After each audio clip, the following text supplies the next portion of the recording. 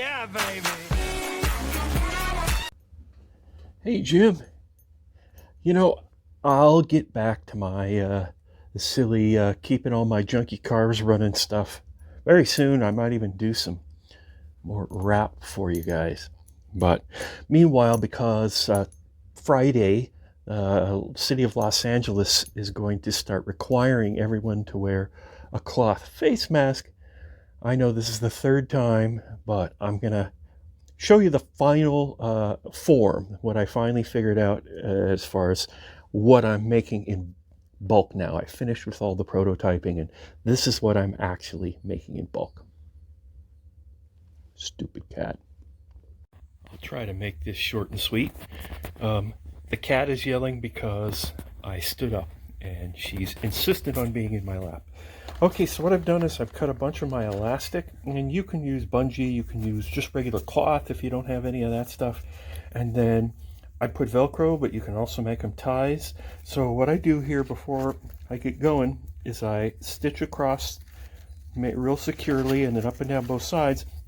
And then I'm taking scissors and I'm splitting this long ways so I get twice as many out of here, and they work just fine, half that thickness.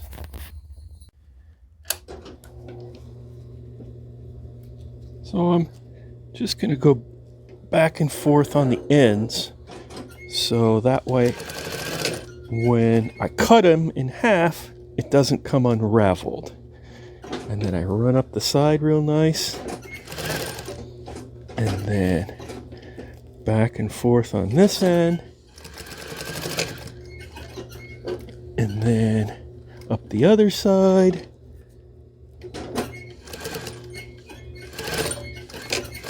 And that's it. Then I'm going to split it long ways, as close to the middle as I can get, but it doesn't have to be perfect.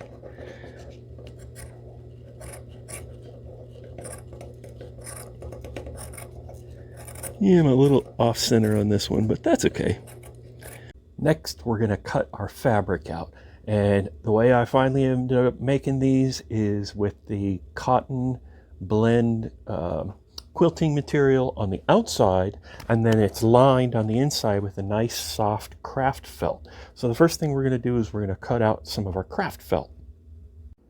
Okay, so I have marked on my felt here, I'm using a cardboard pattern that I've made that I'm using for everything, and I only have this one. I should probably make another in case I screw this one up, but I also have a notation on here with an arrow showing up.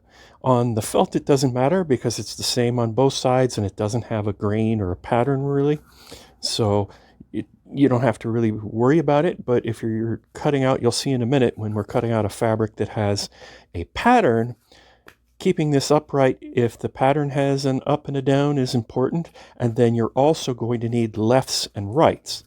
So one side has the arrow, one side doesn't, so I can make a count, and that way I know I have an even number of lefts and rights. I had this thing already, so I have found that it's not that good for some things, but it works pretty good on felt, as you will see. It's a rotary cutter. I think I got it at Home Depot. It's a zip snip. Anyway, it works pretty good. Watch.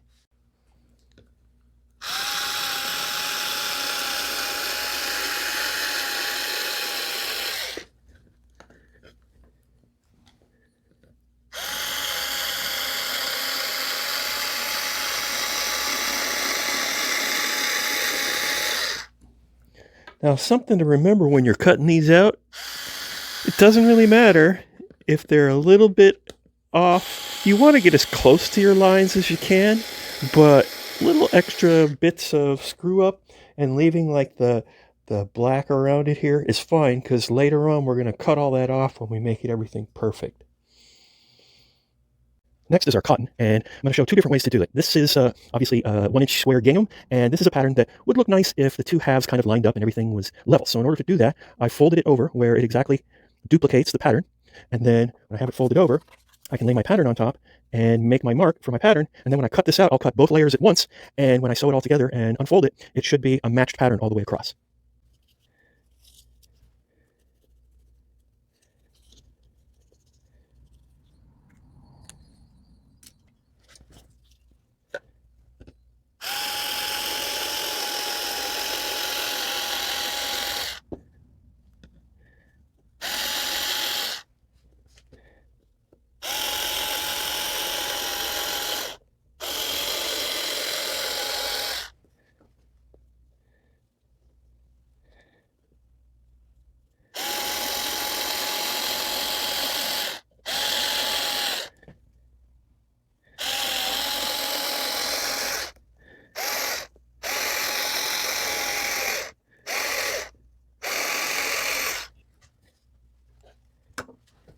Now, this stuff has a good side and a bad side.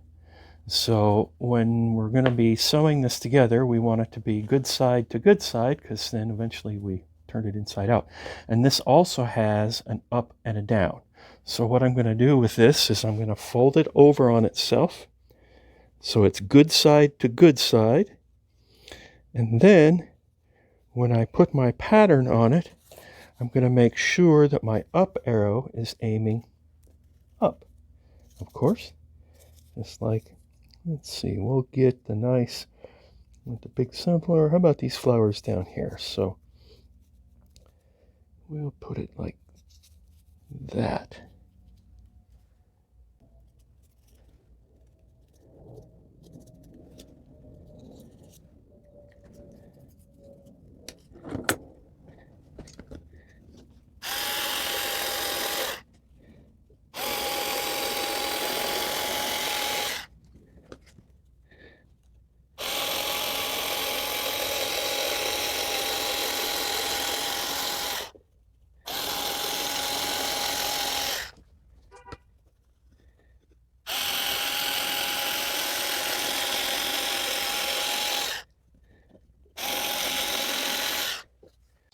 Okay, that takes care of cutting out all our parts. Now, obviously, if you're making a lot of these, which I made a dozen of them earlier, I cut all the parts at once. It takes a little longer, of course, to cut 12 parts rather than 2.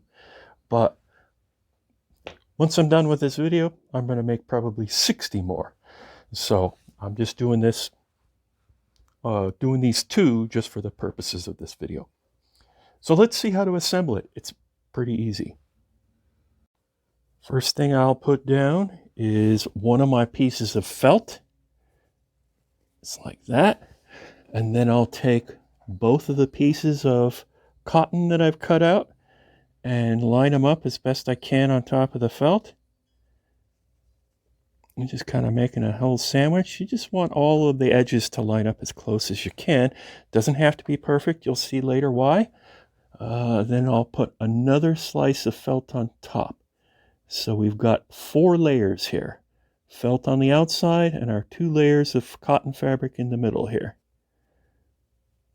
Here you see the 2 layers of cotton there. And the patterns are lined up, just like we cut them, and we haven't moved them or messed them up since then.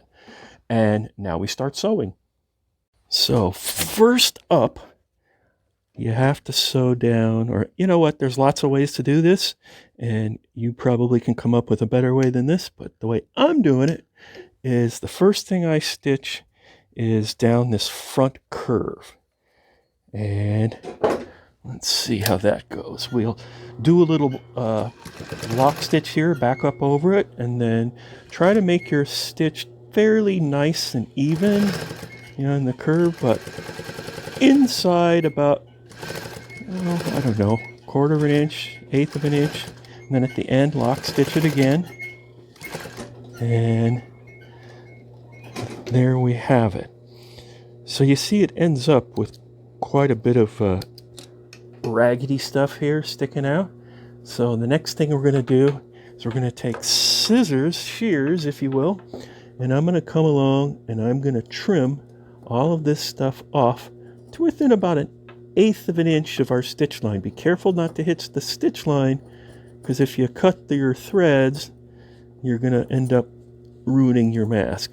And you don't want to cut too close to the thread line, or else your mask might pull apart there. You want to leave a little bit of meat, but you have to cut this off, otherwise when you go to flip it inside out, all of this floppy stuff will be tickling the edge of your nose, and that's no good. Plus it doesn't turn around quite as easily. Okay, so, and then I usually will snip these little corners off here, because it ends up working better when you're doing the next stitching.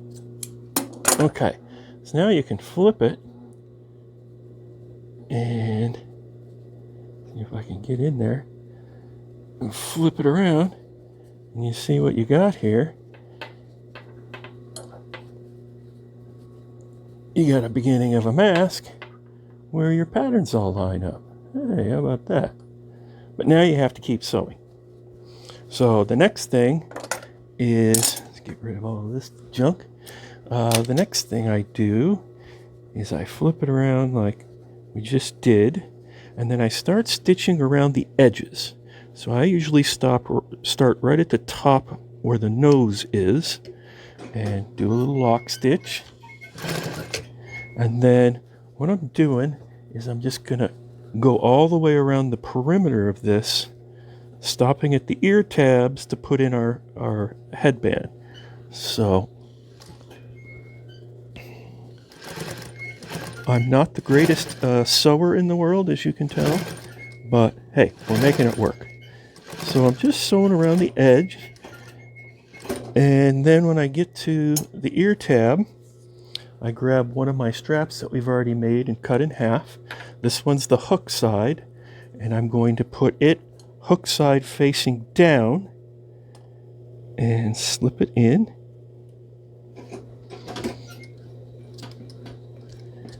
And stitch over to it. And then once I'm on it, I turn it and then back up. And then go forward. And then turn it a little. And then back up. And then turn it a little and go forward. And now my side strap is in. And then we can keep going around the edge.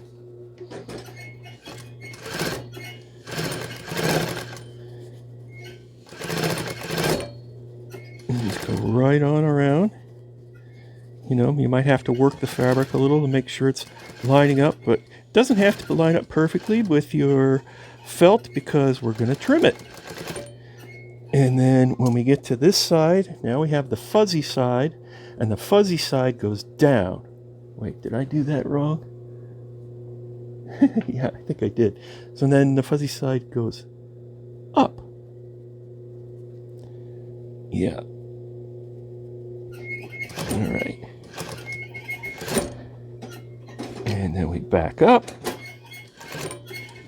And then we go a little bit of a turn, and we go forward. And then a little bit of a turn, back up.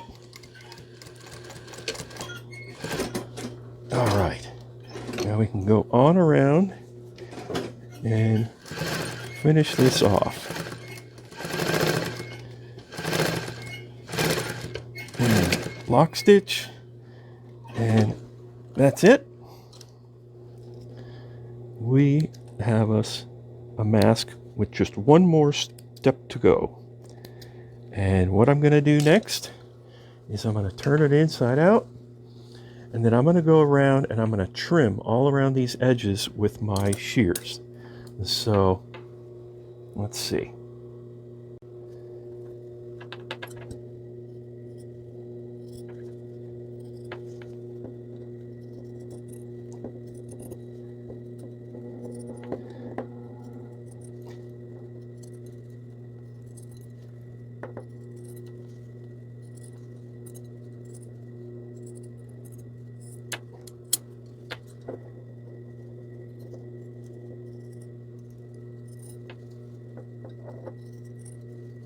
Okay, after trimming it, we end up with a face mask. It's, of course, nowhere near perfect, but it's not too bad.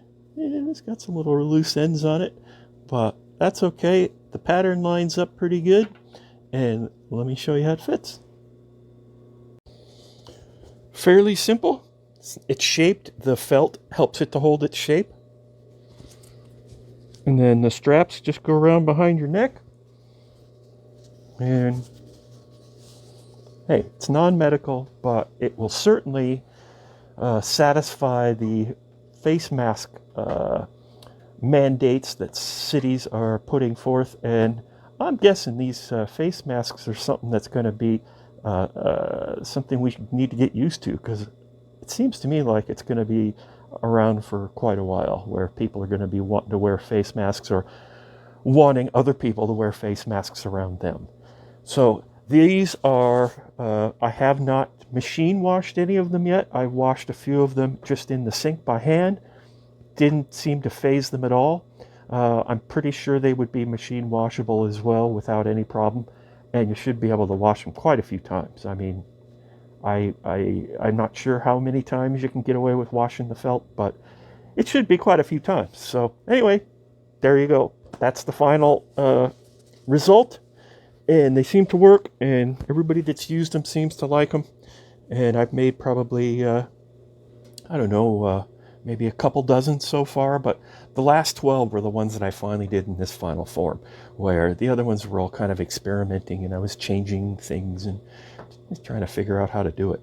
So that's the way I've come up with, and now I'm going to go make about 60 more.